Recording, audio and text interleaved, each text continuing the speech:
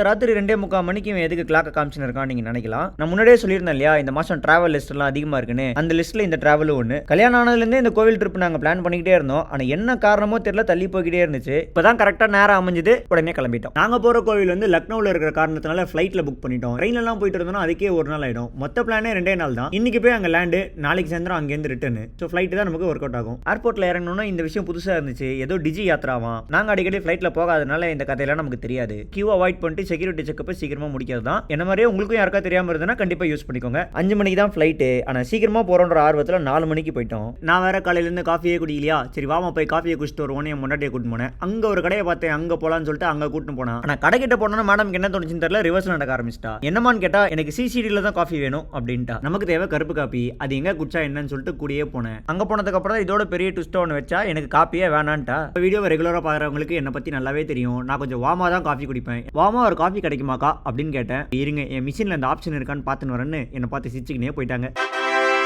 அக்கா ரொம்ப ஸ்வீட்டு, நம்ம கேட்டப்பல வார்ம் காஃபி போட்டு கொடுத்துட்டாங்க. காஃபி குடிச்சிட்டு இருக்கும்போது தான் திடீர்னு ஒரு விஷயம் ஸ்ட்ரைக் ஆச்சு. நான் போட்டுருக்கிற டிஷர்ட் கலரையும் பேக்கையும் பார்க்கும்போது வின்னர் படத்தில் வர வடிவேல் மாதிரி இருப்போமே, கைப்புள்ள மாதிரி இருக்கணும் அப்படின்னு என் வைஃப் கேட்டுட்டு இருந்தேன்.